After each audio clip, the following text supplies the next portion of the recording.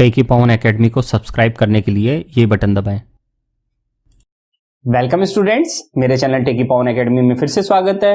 आज हम एक दूसरा टॉपिक लाए हैं भुगतान शेष का, कि भुगतान शेष खाते के जो चालू खाता और पूंजी खाता होता है उसको क्रेडिट और डेबिट में बांटेंगे, लेनदारी और देनदारी में बांटेंगे भुगतान शेष के चालू खाते और पूंजी खाते को। ये प्रश्न सीबीएसई बोर्ड में भी आया हुआ है और बड़ी कक्षाओं में भी आता है कि भुगतान शेष को लेनदारी और देनदारी, क्रेडिट और डेबिट में बांटे चालू खाता और पूंजी खाता को। तो आइए देखते हैं इस वीडियो को। स्टूडेंट्स, आज का टॉपिक है भुगतान शेष के चालू खाते तथा पूंजी खाते का क्रेडिट और डेबिट में विभाजन। देखते हैं इस टॉपिक को। देखिए, इस साइड में मैंने लिए है लेनदारियां, जिसे हम प्राप्तियां कहते हैं या धनात्मक मदे कहते हैं या क्रेडिट। ध्यान दें, अकाउंट्स में हमेशा क्रेडिट में जो आता है, कैसे भी पैसा आया हो ये क्रेडिट माना जाता है और कैसे भी पैसा गया हो वो डेबिट माना जाता है। तो डेबिट को हिंदी में देनदारियां या ऋणात्मक मदे कहते हैं, जबकि क्रेडिट को धनात्मक मदे, प्राप्तियां या लेनदारी कहते हैं। ये हमारा चालू खाता है, करंट अकाउंट, इसकी हम यहाँ क्रेडिट देखेंगे और इधर चालू खाते की हम डेबिट देखने वाले। तो सबसे पहले पहला पॉइंट, वस्तुओं के निर्यात से जो आय होती है उसे हम क्या मानेंगे? चालू खाते की प्राप्ति यानी कि क्रेडिट। दृश्य मदों का निर्यात, जैसे एक देश द्वारा अन्य देशों को मशीनों, पूंजी, पुर्जों, जूतों, अनाज आदि का निर्यात करने से जो आय प्राप्त होगी, चूंकि प्राप्त हुई है ये आय, इसलिए हम इसे क्रेडिट वाली एंट्री में रखेंगे। और चूंकि ये चालू खाते की एंट्री है, इसलिए हम इसे कौन से खाते में रख रहे हैं? क्रेडिट खाते के चालू खाता। चालू खाते की कौन सी एंट्री है? ये क्रेडिट, क्योंकि प्राप्त हुई है। इसी प्रकार से यहां देखें तो वस्तुओं के आयात पर जो व्यय करेंगे तो हमारा पैसा कहां जाएगा? विदेशों में जाएगा। ठीक है, तो दृश्य मदों का आयात, जैसे एक देश द्वारा अन्य देशों से मशीनों, पुर्जों, जूतों, अनाज आदि का आयात करने पर जो खर्चा होता है, जो पैसा व्यय होता है, वो दूसरे देश के पास जाता है, इसलिए इसे हम डेबिट एंट्री में रख रहे हैं। फिर दूसरा पॉइंट है, साधन सेवाओं के निर्यात से जो आय प्राप्त होगी उसे भी हम चालू खाते की क्रेडिट में रखेंगे। देश के लोगों द्वारा विदेशों से जो आय प्राप्त होती है, जैसे कर्मचारियों का पारिश्रमिक, लगान, लाभ, ब्याज आदि के निर्यात से जो आय प्राप्त होगी वो हम किस में रखेंगे? क्रेडिट एंट्री में, चालू खाते की। ऐसे ही इधर साधन सेवाओं के आयात पर जो हम व्यय करेंगे, देश के लोगों द्वारा विदेशियों को जो दी गई आय है, जैसे कर्मचारियों का पारिश्रमिक, लगान, लाभ, ब्याज आदि के रूप में हम जो साधन सेवाओं पर व्यय कर रहे हैं वो क्या है? वो डेबिट एंट्री है, क्योंकि हमारे देश का पैसा यहां से फिर जाएगा, इसलिए ये डेबिट एंट्री में आएगा। तीसरा पॉइंट देखते हैं, गैर साधन सेवाओं के निर्यात से जो आय प्राप्त होगी उसे भी हम चालू खाते की क्रेडिट एंट्री मानेंगे। जैसे एक देश द्वारा अन्य देशों को दी गई बैंकिंग सुविधाएं, यातायात सेवाएं, वायुयान सेवाएं, समुद्री जहाज सेवाएं, इन सब से जो हमें पैसा प्राप्त होगा वो चालू खाते की क्रेडिट एंट्री माना जाएगा।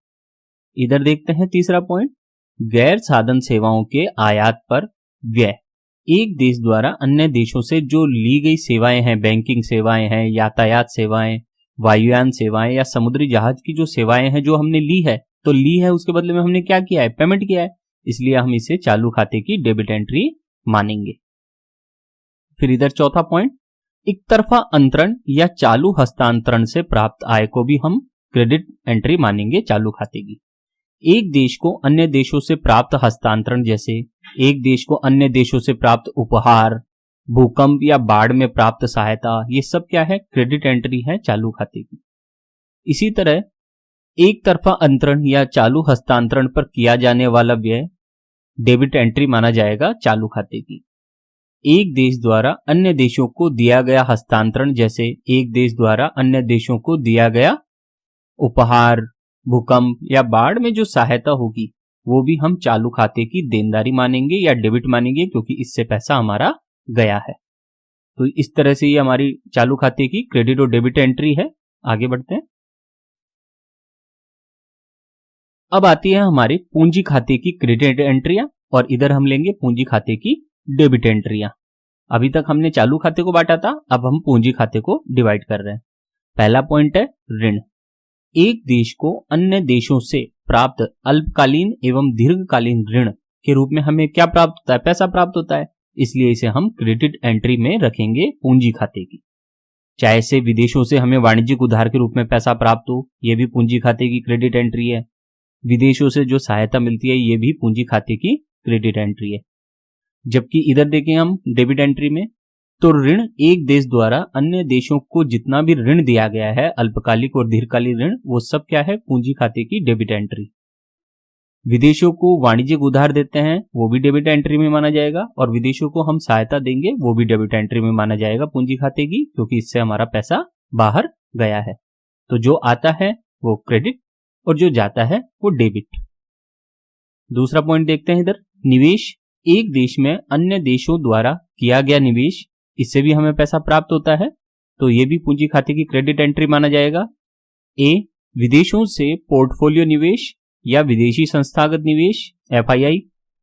जब विदेशियों के द्वारा भारत के शेयर मार्केट में और बॉन्ड मार्केट में निवेश किया जाता है, तो उसे हम पोर्टफोलियो निवेश कहते हैं। तो इससे हमें पैसा मिलता है, तो इसे हम पूंजी खाते की क्रेडिट एंट्री में शो करेंगे। बी पॉइंट, विदेशों से प्रत्यक्ष विदेशी निवेश। प्रत्यक्ष विदेशी निवेश के रूप में विदेशी लोग भारत की भौतिक परिसंपत्तियों में निवेश करते हैं, यहाँ प्लांट लगाते हैं, मशीनें लगाते हैं, तो इसे हम FDI कहते हैं। तो इससे भी हमें हमारे पास पैसा आता है, तो इसे हम क्रेडिट एंट्री में रखते हैं। जबकि डेबिट एंट्री में एक देश द्वारा अन्य देशों में जो किया गया निवेश है, अगर भारत अन्य देशों में निवेश करता है तो हमारे यहां से पैसा जाता है, तो उसे हम कैपिटल अकाउंट की डेबिट एंट्री में रखेंगे। जिसमें ए, विदेशियों को पोर्टफोलियो निवेश या विदेशी संस्थागत निवेश हम अगर करते हैं हमारे देश के लोगों के द्वारा, तो इससे हमारी कैपिटल अकाउंट की डेबिट एंट्री में जोड़ा जाएगा। बी, विदेशों को प्रत्यक्ष विदेशी निवेश, इसे भी हम किस में शामिल करेंगे? हमारे कैपिटल अकाउंट की डेबिट एंट्री में शामिल करेंगे।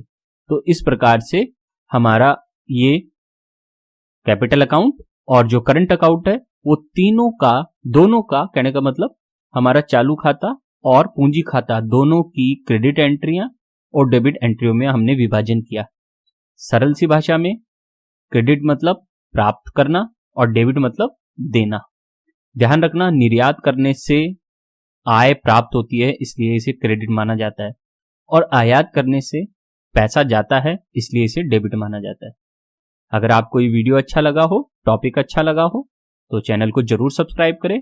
मेरे चैनल पर समष्टि अर्थशास्त्र के बहुत सारे वीडियो बेहतरीन आपको देखने को मिलेंगे। धन्यवाद।